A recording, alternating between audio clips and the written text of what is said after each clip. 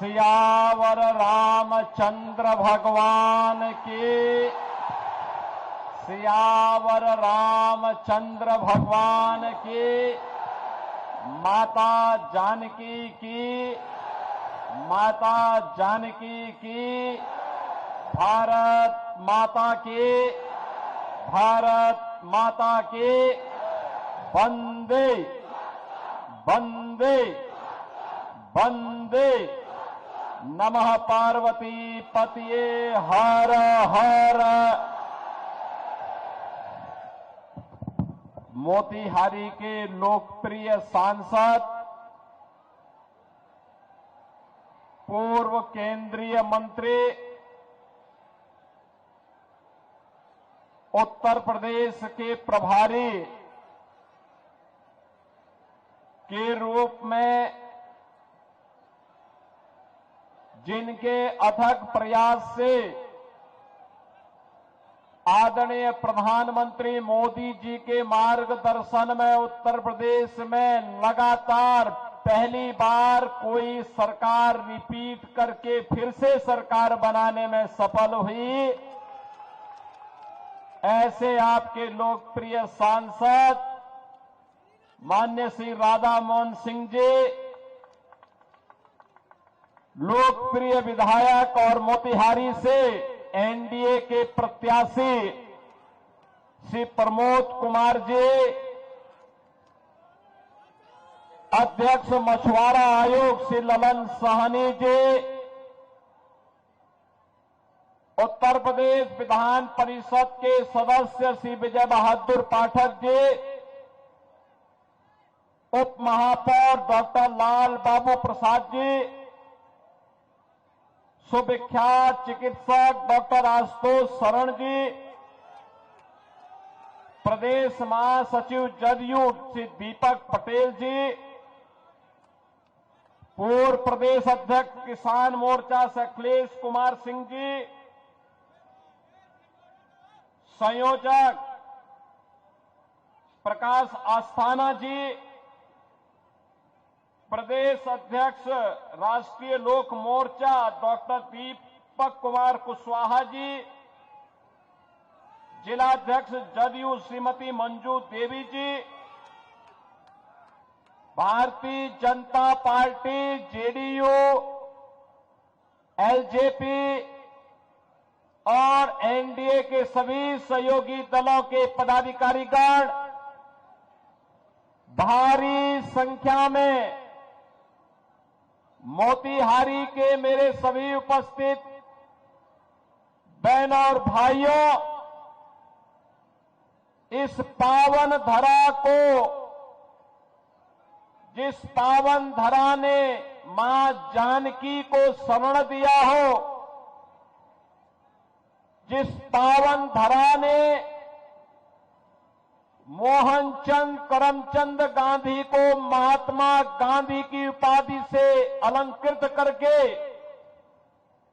भारत को देश की आजादी के लिए एक महान योद्धा दिया हो, जो धरा सत्याग्रह की भी है और राष्ट्र की रक्षा करने के लिए शस्त्र के आग्रह से भी पीछे नहीं हटती है, ऐसी पावन धरा को कोटि कोटि नमन करते हुए मैं आप सबका हृदय से अभिनंदन करता हूं। बहनों और भाइयों, बिहार विधानसभा का चुनाव चल रहा है। पहले चरण के चुनाव 6 नवंबर को संपन्न हो गए हैं और पहले चरण के चुनाव में बिहार की जनता ने साबित कर दिया है, जो रुझान दिखाई दे रहे हैं, रुझान बताते हैं कि बिहार के अंदर अब लालटेन की धुंधली रोशनी में अपराध कोई नहीं कर पाएगा, बल्कि मोदी जी के नेतृत्व में, मार्गदर्शन में, नीतीश बाबू के नेतृत्व में एनडीए सरकार की एलईडी लाइट में जगमगाता हुआ बिहार तय कर चुका है कि 14 नवंबर को जब परिणाम आएंगे तो फिर एक बार एनडीए सरकार, फिर एक बार एनडीए सरकार की शंखनाद अभी से सुनाई दे रही है। बहनों और भाइयों, बिहार, जिस बिहार का अपना गौरवशाली इतिहास रहा हो, जिस बिहार ने नालंदा विश्वविद्यालय दिया हो, जो बिहार आर्यभट्ट और आचार्य चाणक्य जैसा महान आचार्य दिया हो,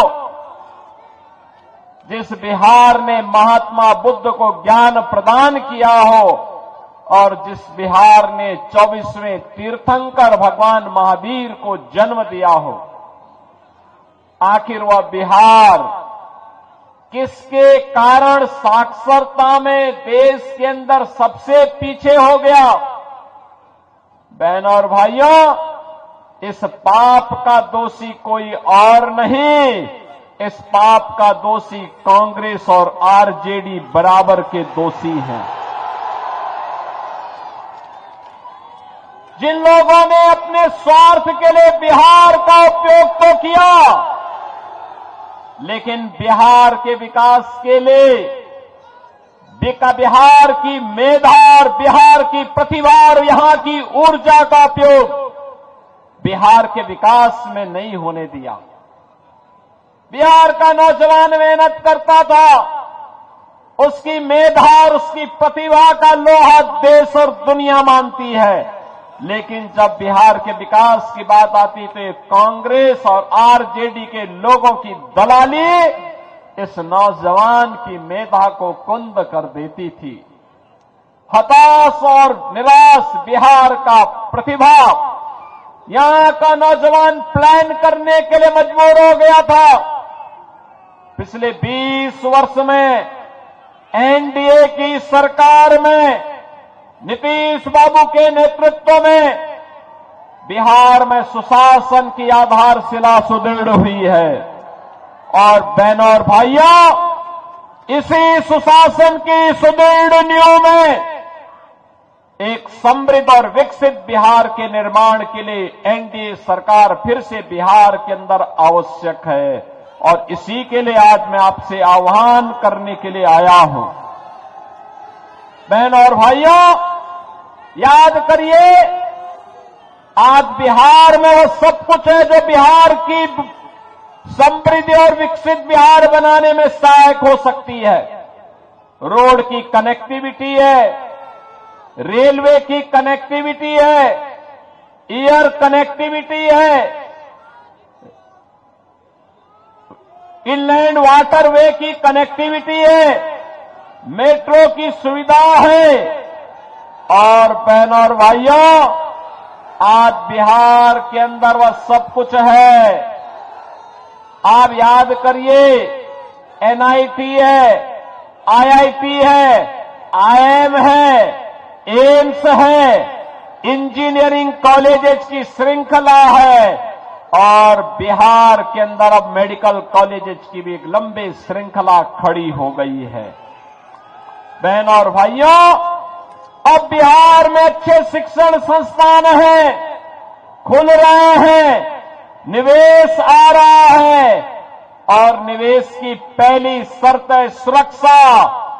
अगर अपराधी जीतेगा तो निवेश भागेगा, अगर अपराधी जीतेगा सुरक्षा दांव पे लगेगी, नौजवान प्लान करेगा और ऐसे ही अपराधियों के लिए हम लोगों ने यूपी में ये बुलडोजर खड़ा करके रखा हुआ है। बहनों और भाइयों, ये जो बुलडोजर यूपी के माफिया की छाती को रौंदते हुए चलता है ना, धड़धड़ा के, उसकी हड्डी और पसली एक हो जाती है और तभी तो यूपी का माफिया और अपराधी हुआ है फस्त और नौजवान को रोजगार मिला है तो वह हुआ है मस्त। बहन और भाइयों, मोदी जी का नेतृत्व है तो विरासत भी है और विकास भी है। आप याद करिए, ये कांग्रेस के लोग क्या कहते थे कि राम तो हुए ही नहीं। आरजेडी के लोग खानदानी माफिया को बचाने के लिए और खानदानी माफिया को जिताने के लिए उसके दबाव में राम मंदिर की रथ यात्रा रोक देते हैं। इनका पार्टनर समाजवादी पार्टी उत्तर प्रदेश के अंदर राम भक्तों पर गोली चलाने का दुस्साहस चलाती करती है, लेकिन तब भी राम भक्त कहते थे रामलला हम आएंगे मंदिर, लाठी गोली खाएंगे मंदिर वहीं। और देखिए, मोदी जी के नेतृत्व में उत्तर प्रदेश में डबल इंजन की सरकार बनी। क्या एक कांग्रेस, आरजेडी या समाजवादी पार्टी भगवान राम के मंदिर के निर्माण को रोक पाई है क्या? आज अयोध्या में भगवान राम का मंदिर बन गया है ना, कोई संदेह है क्या? और देखो, अयोध्या में भगवान राम का मंदिर बना तो महर्षि वाल्मीकि जी के नाम पे इंटरनेशनल एयरपोर्ट भी अयोध्या में अब बन गया है।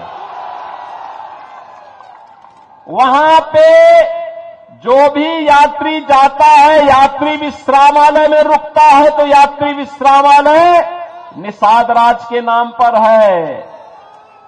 वहां पर जो भी प्रसाद मिलता है वह प्रसाद माता सबरी रसोई में बनता है। और बहन और भाइयों, अब तो अयोध्या में हमारी संस्कृति तो कृतज्ञता ज्ञापित करने की है। याद करिए, जब मां जानकी को रावण भगा लेके उठा के अपहरण करके ले जा रहा था, तब सबसे पहला प्रतिकार करने के लिए आया था गिद्धराज जटायु। रावण से लड़ते लड़ते वीरगति को प्राप्त हुआ और अयोध्या में राम मंदिर परिसर में गिद्धराज जटायु की भी भव्य प्रतिमा की स्थापना हो गई है। जब रावण को समाप्त करने के लिए, उसकी लंका को समाप्त करने के लिए सेतुबंध का निर्माण हो रहा था, एक गिलहरी भी योगदान दे रही थी, तो गिलहरी का भी एक मूर्ति राम जन्मभूमि परिसर में लग गई है। महाकवि तुलसीदास, महर्षि वशिष्ठ, महर्षि विश्वामित्र, महर्षि वाल्मीकि, इन सब के मंदिर बन गए हैं। बहन और भाइयों, ये है भारत की परंपरा, कृतज्ञता ज्ञापित करने की परंपरा। और अयोध्या में राम मंदिर बनेगा तो सीतामढ़ी में मां जानकी का मंदिर भी ये एनडीए की सरकार बना रही है ना। और यही नहीं, राधा मोहन बाबू यूपी के प्रभारी थे, तो इन्होंने कहा कि जब मंदिर बनेगा अयोध्या में तो अयोध्या से सीतामढ़ी को जोड़ने के लिए राम जानकी का मार्ग भी बनना चाहिए। 6155 करोड़ स्वीकृत, काम भी प्रारंभ हो गया है। और अब तो गोरखपुर से सिलीगुड़ी को जोड़ने के लिए जो एक नया एक्सप्रेसवे बन रहा है, वह इसी मोतिहारी होते हुए जा रहा है और यह एक इकोनॉमिक कॉरिडोर होगा, इकोनॉमिक कॉरिडोर। बहन और भाइयों, विकास ऐसे होता है। आप याद करिए ना, ये कांग्रेस और आरजेडी के समय में गरीब को कुछ नहीं मिलता था, न आवास, न राशन, न स्वास्थ्य की सुविधा, न रसोई गैस के कनेक्शन, कुछ भी नहीं मिलता था। मोदी जी के समय में पिछले 11 वर्ष में भारत दुनिया की बड़ी ताकत बना है। आज भारत की तरफ कोई टेढ़ी नजरों से नहीं देख सकता। आज का भारत एक मजबूत भारत है, मजबूर नहीं। भारत अब दुश्मन को उसके ही मांद में घुस करके मारता है। अब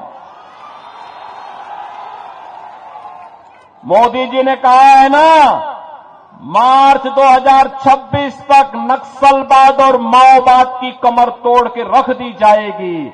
यानी नक्सलवाद और माओवाद इन सब के जहन्नुम जाने का टिकट पक्का।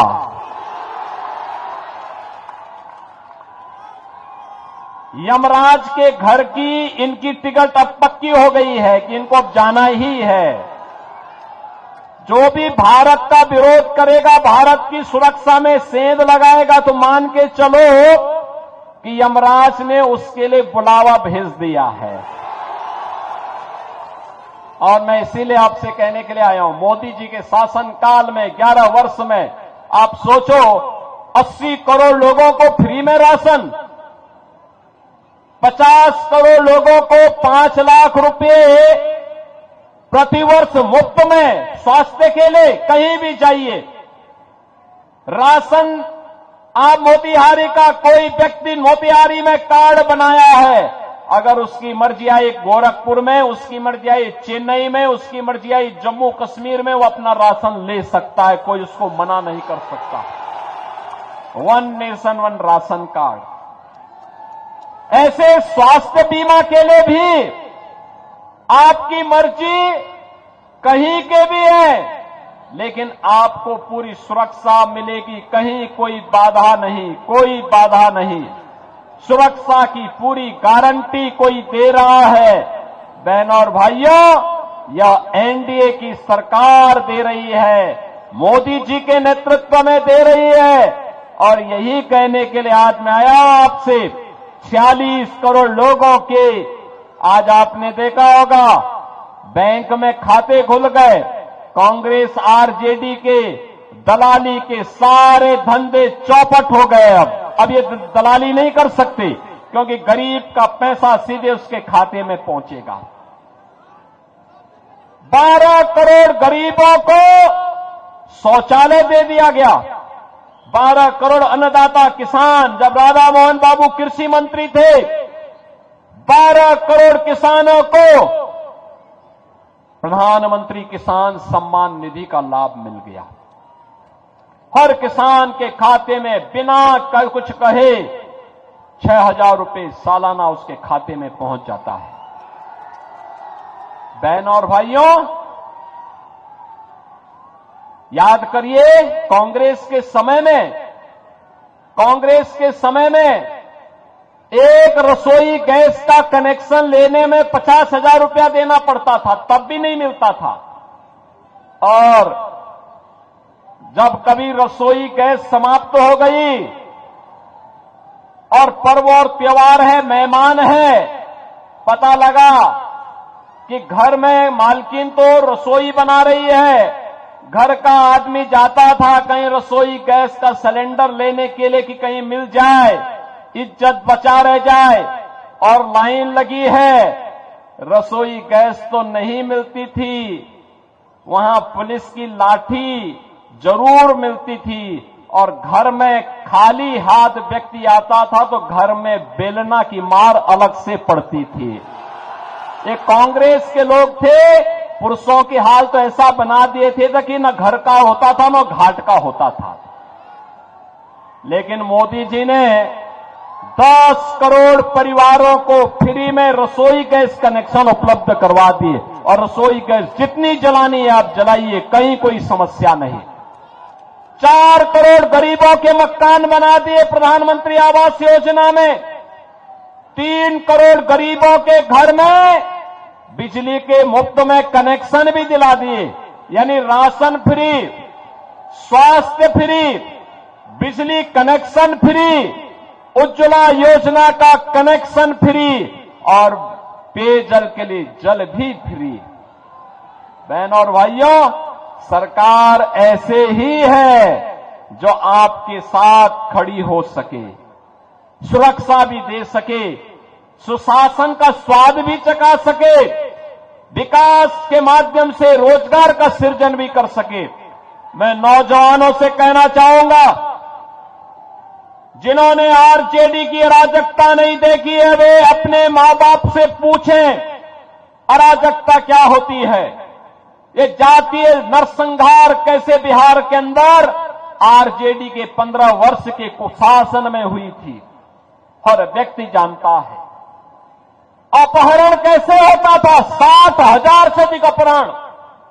बहनों और भाइयों, व्यापारी सुरक्षित नहीं, उद्यमी सुरक्षित नहीं था, इंजीनियर सुरक्षित नहीं था, चिकित्सक सुरक्षित नहीं था, बच्चे सुरक्षित नहीं थी, बेटी सुरक्षित नहीं थी। केवल आरजेडी का एक परिवार सुरक्षित था, बाकी पूरा बिहार असुरक्षित था। और इसीलिए मैं आप सबसे कहने के लिए आया हूं कि बहनों और भाइयों, हमें किसी ऐसे व्यक्ति को नहीं चुनना है, ऐसे अपराधी को नहीं चुनना है जो फिर से जंगल राज लेके आ जाए। हमें किसी ऐसे माफिया को, किसी ऐसे अपराधी को नहीं चुनना है जो फिर से जंगल राज लाने का समर्थक हो, कतई नहीं। और मैं तो देख रहा था यहां पर, जैसे मैं मंच पे आया, मैंने यहां पर महागठबंधन के प्रत्याशी के बारे में जब मैंने सुना, 28 मामले और कोई ऐसी आईपीसी की धारा नहीं, बीएनएस की कोई धारा नहीं जिसमें उसके खिलाफ मामले न दर्ज हुए हों। क्या हत्या के प्रयास, क्या लूट, क्या छिनैती, क्या डकैती, क्या अपहरण, क्या बलवा, यानी कोई भी ऐसी धारा नहीं जिसमें उसने अपराध न किया हो। तो बहनों और भाइयों, इसकी जगह तो उत्तर प्रदेश में बहुत अच्छी हो सकती है।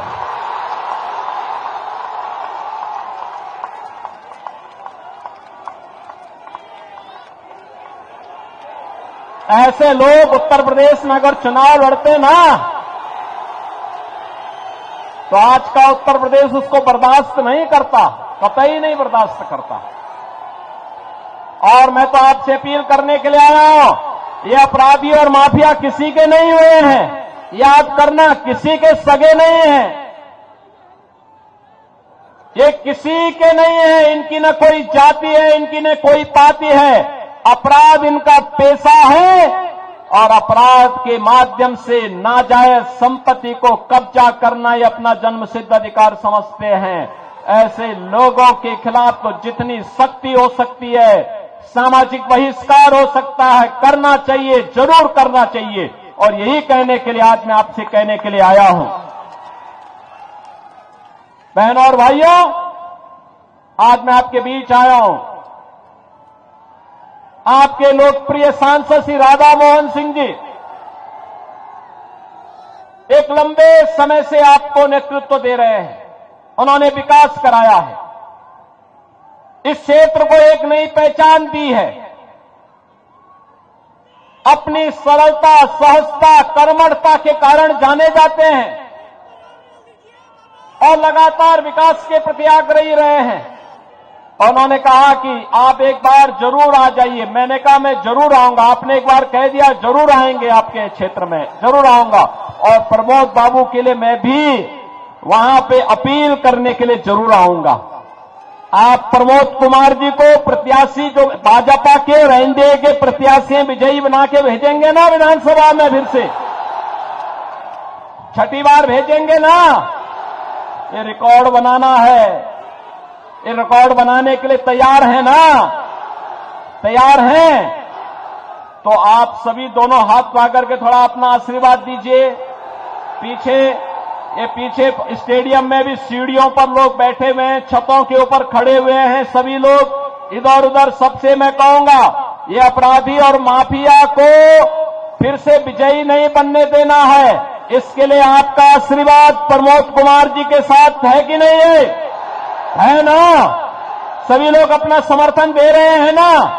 आशीर्वाद देंगे ना?